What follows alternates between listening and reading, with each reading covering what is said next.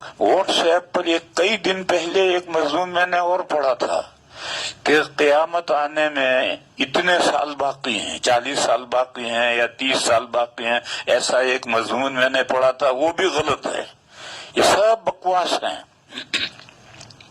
اور دلیل اس کی یہ ہے کہ قیامت کب آئے گی اس کا پتہ تو اس ہستی کو جس کو اللہ نے ساری کائنات سے زیادہ علم دیا ہے اس کو بھی نہیں معلوم تھا کہ قیامت کب آئے گی، اور جس بندے نے سوال کیا تھا وہ تمام نبیوں کے پاس وہی لے کر وہی آتے رہے، ان کو بھی نہیں معلوم تھا، بلکہ جو فرشتہ سور اٹھائے ہو کھڑا ہے اس کو بھی پتہ نہیں کہ قیامت کب آئے گی اور سور کب پھونکا جائے گا، اور انہوں نے طے کر کے بتا دیا کہ اب 40 سال باقی رہے ہیں قیامت کے آنے میں۔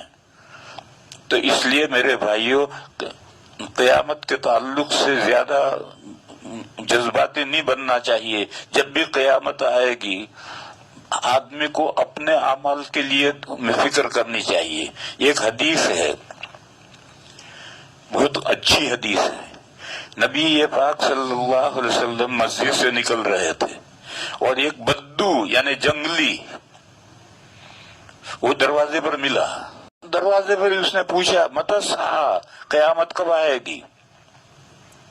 تو حضور نے اس سے پوچھا ما اعددت لہا، تو نے قیامت کے لیے کیا تیاری کی؟ تو اس نے بہت شاندار جواب دیا، اس نے کہا یا رسول اللہ میرے پاس کچھ زیادہ نمازیں نہیں ہیں، میرے پاس زیادہ روزے نہیں ہیں، مگر مجھے اللہ سے اور اللہ کے رسول سے محبت ہے، بس یہ ایک میرے پاس پونجی ہے، اور تو میرے پاس کچھ نہیں۔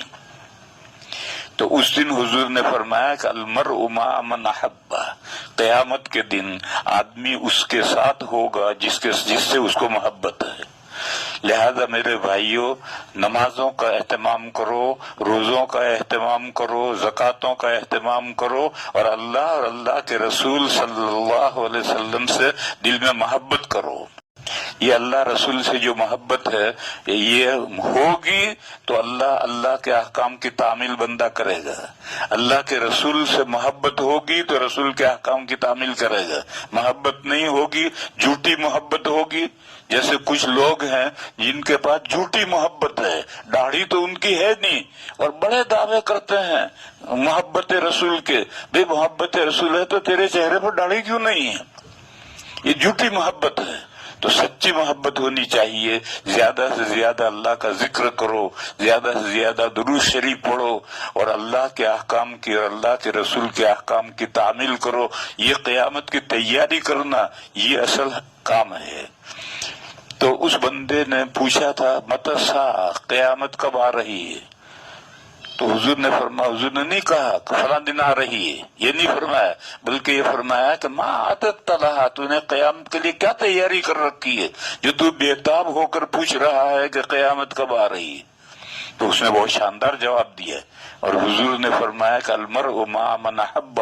صحابہ بہت خوش ہوئے کیونکہ تمام صحابہ کو حضور سے بے پناہ محبت تھی، اور دنیا میں تو ساتھ تھا ہی، آخرت میں ساتھ ہوگا یا نہیں ہوگا اس حدیث سے معلوم ہوا کہ آخرت میں بھی ساتھ ہوگا۔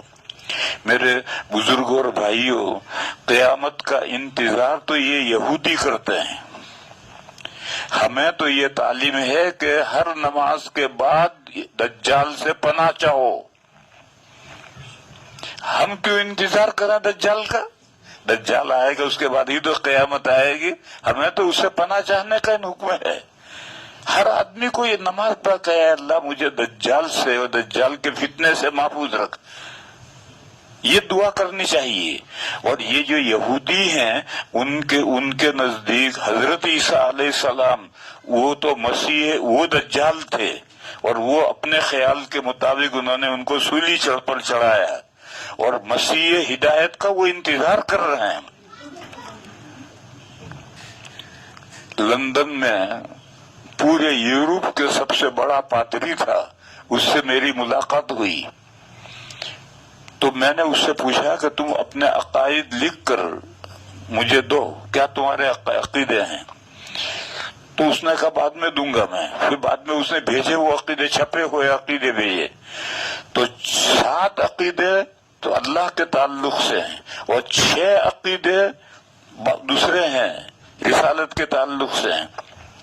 اس میں جو آخری عقیدہ اس نے لکھا کہ جویش کا مسیح آنے والا ہے، یہودیوں کا جو مسیح ہدایت ہے وہ آنے والا ہے، اور وہ اس کا بے تابی سے انتظار کر رہے ہیں، اس کی ساری تیاریاں کر رہے ہیں، وہ پیلی گائے بھی ڈھونڈ رہے ہیں اور پتہ نہیں کیا کیا کر رہے ہیں، ساری دنیا کو ایک کرنے کے لیے محنتیں بھی کر رہے ہیں تاکہ ان کا دجال آئے تو ساری دنیا میں وہ بھٹک سکے، گھوم سکے. ہم کو کیا آفت آئی ہے، کیا مصیبت آئی ہے کہ ہم دجال کے اور قیامت کے انتظار میں کہ مہدی کب آئیں گے اور عیسیٰ علیہ السلام کب آئیں گے. ارے بھئی جو کچھ ہونا ہے وہ وقت پر ہوتا رہے گا. تو اپنی فکر، ہم کو اپنی فکر کرنی ہے، اپنی نمازیں، اپنے روزے، اپنی زکاتیں، اپنا ذکر، اپنی اللہ اور اللہ کے رسول سے محبت، یہ سب چیزیں اپنی فکر کرو، زیادہ ان چیزوں میں مت پڑو.